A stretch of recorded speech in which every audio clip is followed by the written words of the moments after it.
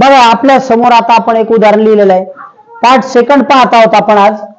आपला मॅथ्स घातांक हा जो घटक आहे, घातांक या घटकाचा आज आपला हा सेकंड पार्ट आहे. आणि सकाळी बघत असाल तर गुड मॉर्निंग, संध्याकाळी बघत असाल तर गुड इव्हनिंग. ठीक आहे, ओके. चला सुरुवात करू. आपण इथं 2 नियम लिहिलेले आहेत. थोडी उजळणी करू. पहिला भाग बघितला नसेल तर तो आधी अवश्य बघा. पहिला भाग बघा, नंतर दुसरा भाग सुरू करा. ठीक आहे. तरी पण एक चालता चालता उजळणी करतो. बघा, जर समान पाया असणाऱ्या संख्यांचा गुणाकार, घातांकाची संख्या आहे, समान पाया आहे. उदाहरण तेच देतो. 3 गुणिले 4 गुणिले 3 गुणिले 7 म्हणजे 3 चा चौथा घात, 3 चा चौथा घात गुणिले 3 चा 7वा घात. ठीक आहे.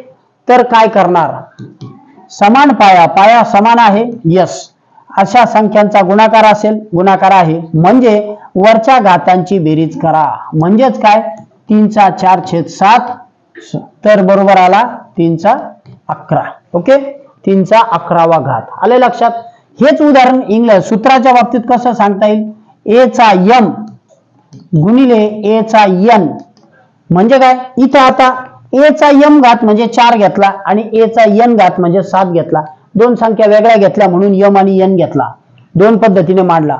ए चा इथं एच आहे, पाया काय समान ए, घात मात्र बदल आहे. ए चा m घात गुणिले ए चा n घात बरोबर ए चा m अधिक n बरोबर ए चा m अधिक n असं येणार. ठीक आहे. सूत्राच्या बाबतीत असं सांगता येतं, असं मांडता येतं. म्हणजेच काय केलं? 3 ही संख्या समान होती, पाया, म्हणून वरच्या 2 संख्यांची बेरीज केली आणि ती मांडली. ती अशी येते, सूत्राच्या स्वरूपात अशी मांडता येते. ओके, हेच इथे लिहिलं होतं. दुसरं उदाहरण सांगतो. समान पाया असणाऱ्या संख्येचा भागाकार म्हणजे काय? बघा इथं काय लिहिले? 3 चा 7 भागिले 3 चा चौथा घात, 3 चा 7वा घात भागिले 3 चा चौथा घात. इथं काय करणार? पहिला भाग बघितला असेल तर लगेच लक्षात येईल. जर वरती पाया समान असताना बेरीज केली होती तर खाली पाया समान असताना वजाबाकी करा. Okay, very good. म्हणजेच काय? 3 चा 7वा घात वजा 4 बरोबर 3 चा 3रा घात. ठीक आहे. इथं सबट्रॅक्शन करायची, हा नियम आहे. हे पहिला रूल होता, हा फर्स्ट रूल, आणि हा सेकंड रूल आपण परत रिवाइज केला. ओके, चला आता पुढच्या घटकाला सुरुवात करू. ठीक आहे. आता आपल्या समोर आपण पुढच्या घटकाला सुरुवात केलेली आहे. पुढचा जो नियम आहे तो समजून घ्यायचा आहे.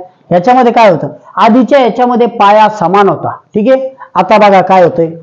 2 संख्या दिलेल्या आहेत, त्यांचा गुणाकार करायचा किंवा भागाकार करायचा. काय करणार? इथं पाया समान आहे का? नाही. मग याची मांडणी कशी करायची ते आधी समजावून घेऊ. कशी मांडणी करायची? याचा अर्थ काय होतो? 2 गुणिले 3 कंसाचा चौथा घात म्हणजे काय? हीच संख्या परत रिपीट होईल. कशी होईल बघा? 2 गुणिले 3 कंस गुणिले 2 गुणिले 3 कंस गुणिले 2 गुणिले 3 कंस गुणिले 2 गुणिले 3. ओके, असाच आहे याचा अर्थ. हा जो कंस आहे हा 4 वेळा घ्यायचा आहे. मग आपण अशी मांडणी केली 2 गुणिले 3 गुणिले 2 गुणिले 3 गुणिले 2 गुणिले 3 गुणिले 2 गुणिले 3. ठीक आहे. याची मांडणी आपण अशी केली. ही झाली याची मांडणी. याचाच अर्थ काय होतो? याचाच अर्थ असा होतो विद्यार्थी मित्रांनो, 2 गुणिले 2 गुणिले 2 गुणिले 2 गुणिले 3 गुणिले 3 गुणिले 3 गुणिले 3. आले लक्षात? याचाच अर्थ असा होतो. म्हणजे काय? 2 हा किती वेळा घेतलाय? 4 वेळा. मग मांडला आपण 2 4 वेळा, यस. मग 3 किती वेळा घेतला? 3 किती वेळा घेतला? 4 वेळा घेतला. याचाच अर्थ वाचन असं होतं का? 2 चा चौथा घात गुणिले 2 चा 3रा घात असं होतं का? सॉरी, इथं 3 चा, ठीक आहे, 3 चा चौथा घात. ठीक आहे, असं होतंय का? यस. याचंच वाचन असं होतं. म्हणजे जे या कंसात दिलेलं होतं ते सुटसुटीत स्वरूपात असं करता येतं. ठीक आहे. त्याच्यानंतर तुम्हाला उत्तर काढताना मात्र याचा गुणाकार करावाच लागेल आणि याचाही गुणाकार करावा लागेल आणि नंतर त्याचं उत्तर काढावं लागेल. या सगळ्याचा गुणाकार करायचा 2 ने, 2 दुनी 4, 4 दुनी 8 आणि 8 दुनी 16, 16 गुणिले मग परत या तिघांचा गुणाकार करायचा आणि मग ते उत्तर काढायचं. ही बाजू पुढची. पण मांडणी कशी होते? कंसात दिलेल्या संख्येचा अर्थ काय झाला? तर याचा अर्थ असा झाला, 2चा चौथा घात गुणिले 3चा चौथा घात. ओके, आले लक्षात. कंसाच्या आतमध्ये ज्या संख्या होत्या त्यांचा चौथा घात दिलेला होता, याचाच अर्थ असा होता. समजले? हा कंस जाऊन प्रत्येकाचा चौथा घात होता, 2चाही चौथा घात होता आणि 3चाही चौथा घात होता. आले लक्षात उदाहरण? ओके, चला आणखी एक उदाहरण घेऊ आणि समजावून घेऊ. आता अपूर्णांकाच्या स्वरूपात तीच गोष्ट समजून सांगण्यासाठी उदाहरण लिहिलेलं आहे. तीच गोष्ट आहे, आपण काही महत्वाच्या बाबी आणि त्या समजून घेत आहोत. अजून जे नियम आहेत ते आपल्याला पुढे समजून घ्यायचे. बघा याचं वाचन कसं होईल. याचा अर्थ काय होतो? याचा अर्थ असा होतो का 4/5 गुणिले 4/5 गुणिले 4/5 असा होतो का? कंस जर दिला तर यस असा होतो, कारण 3 वेळा घेतलं. मग जर अशी मांडणी असेल तर याचा अर्थ असा होतो 4 हा 3 वेळा घेतलेला आहे आणि 5 हा 3 वेळा घेतलेला आहे. 4 is 3 times and 5 is 3 times असं होतं का? यस असंच होतं. म्हणजे कंसाचा जरी दिलेला असेल 3चा तरी पण त्याचा बदल करताना अशा पद्धतीने करता येतो. ओके, आले लक्षात काय होतंय? हा याचा बदल आपण केलेला आहे 2चा. याचं वाचन करताना आपण काय करणार? कंसात 4/5 कंसात 4/5चा तिसरा घात. याचा अर्थ सुटसुटीत भाषेत 4चा तिसरा घात भागिले 5चा तिसरा घात. ओके, 4चा तिसरा घात भागिले 5चा तिसरा घात. आता या समान संख्या नसल्यामुळे याची वजाबाकी करता येत नाही, ह्याला गुणाकारच करावा लागतो. पाया समान असेल तर आपण बेरीज करू शकत होतो, वजाबाकी करू शकतो. इथं करता येईल का? नाही. आपण ह्याच्यात फक्त वाचन समजावून घेतलं. ठीक आहे, चला आता पुढचं उदाहरण पाहू.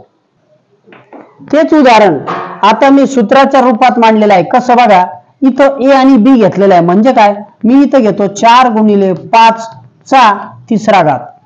हे उदाहरण बघा सूत्रात असं मांडलेलं आहे. ए आणि बी स्वतंत्र आहेत का? हो, 4 आणि 5 स्वतंत्र आहेत. बरोबर. त्याचा तिसरा घात आहे का? हो आहे. याचाच अर्थ मांडणी कशी होईल?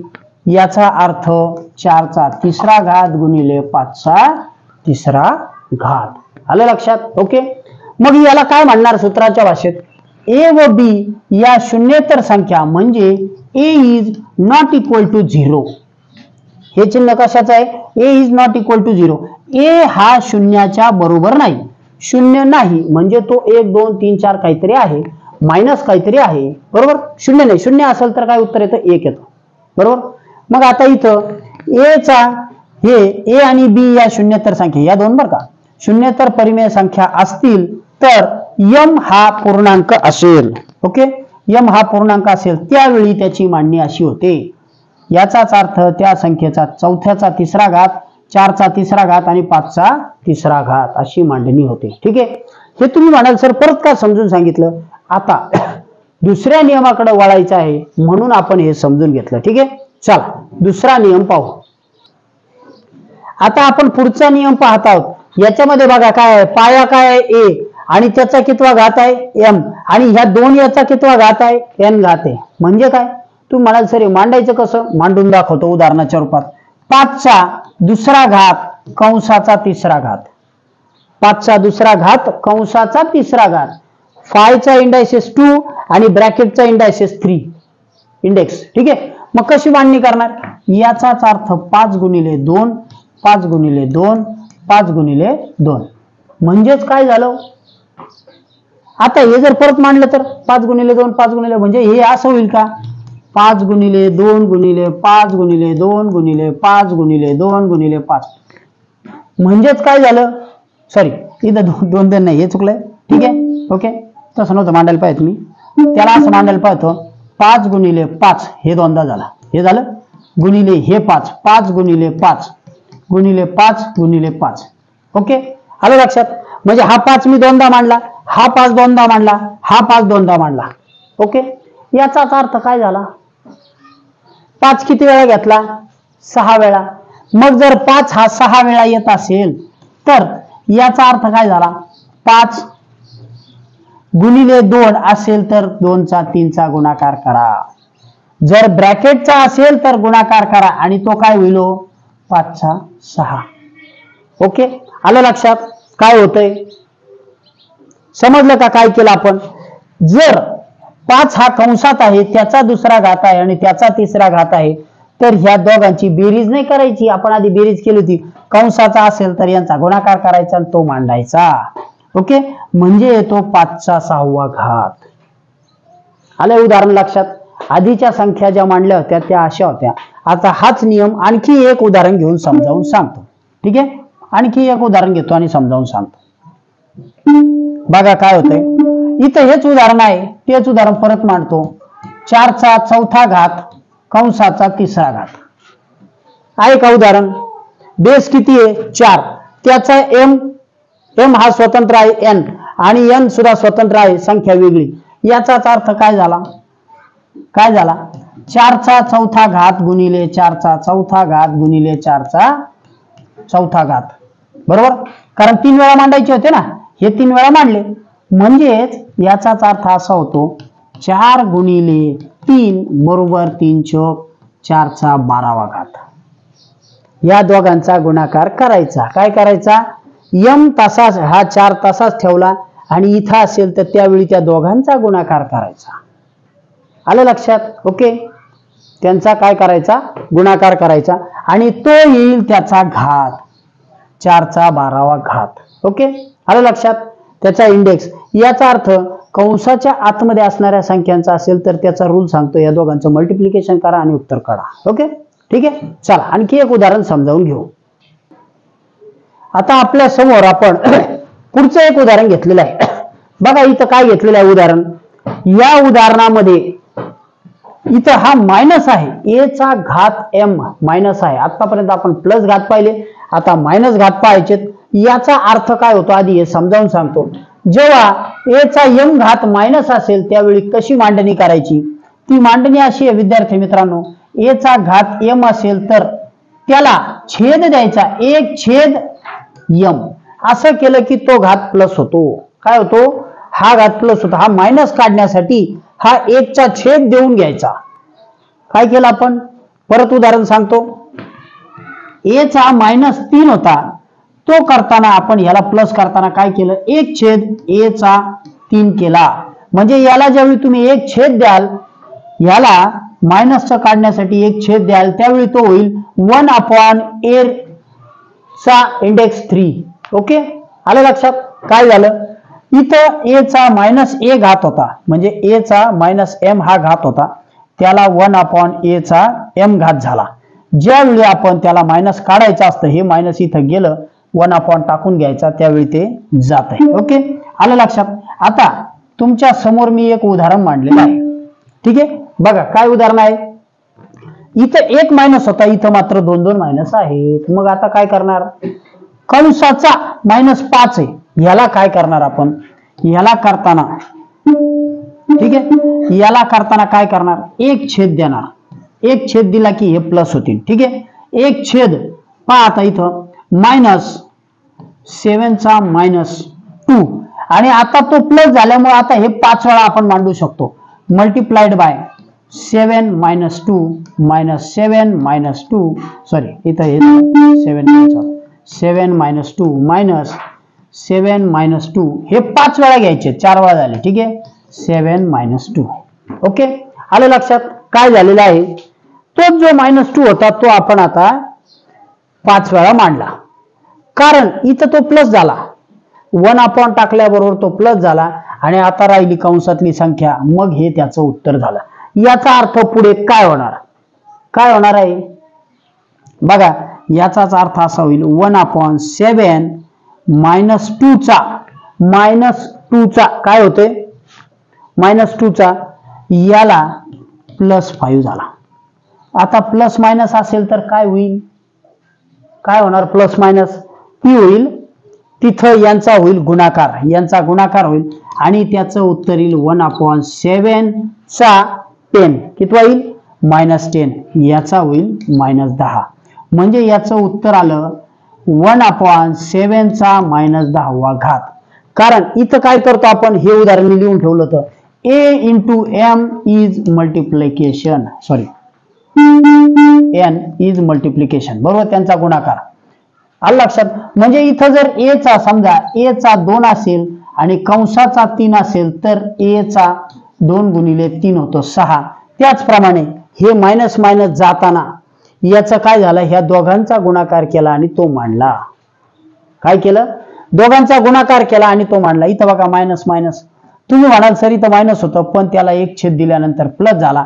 मग हा 7 याचा 2, 7चा 2 गुणिले 5 बरोबर किती आला, 7चा -10वा. ठीक आहे, ओके. आलं लक्षात. उदाहरण मायनस दिलेली संख्या असेल त्यावेळी आपण ती करताना, ही अशी संख्या दिलेली होती, मायनसची प्लस करताना तिला 1/a/m केला आणि मग पुढची संख्या तेवढ्या वेळा मांडलेली आहे. ओके, चला आणखी एक उदाहरण घेऊ आणि समजावून घेऊ. आता हे उदाहरण तुमच्या समोर लिहिलेलं आहे, पण हे सोडवण्याच्या आधी आपला जो बेसिक रूल आहे तो बघा काय आहे तो समजून घ्या आधी.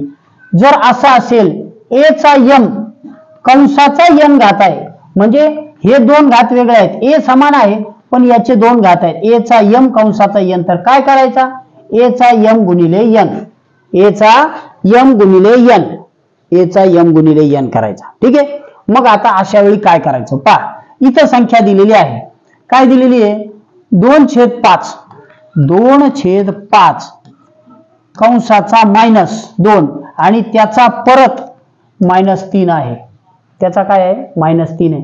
मग अशा वेळी काय करणार, ह्या दोघांचा गुणाकार करणार. काय करणार, या दोघांचा गुणाकार, म्हणजे त्याचं उत्तर असं येईल 2/5 गुणिले -2 गुणिले -3. किती येणार उत्तर, ही संख्या तशीच राहील 2/5 आणि त्याचं उत्तर येईल -6. किती येणार, -6. कशा रूलनुसार, कोणत्या नियमानुसार, जेव्हा a चा m आणि कंसाचा n घात असेल त्यावेळी दोघांची काय करावी, दोघांचा गुणाकार करावा. आणि इथं विषम संख्या आहे 2 गुणिले 3, म्हणजे इथं ऋण ऋण ते ऋणच राहतील, -6 येतील. ओके, आलं लक्षात. आपण ह्या दोन भागांमध्ये घातांकाचे काही नियम समजावून घेतले, बेसिक होते आणि काही पुढचे नियम होते. आता पुढच्या भागामध्ये आणखी काही नियम समजावून घेऊ. आजचा घटक जर आवडला असेल तर लाईक करायला विसरू नका. थांबतोय. Good day, bye.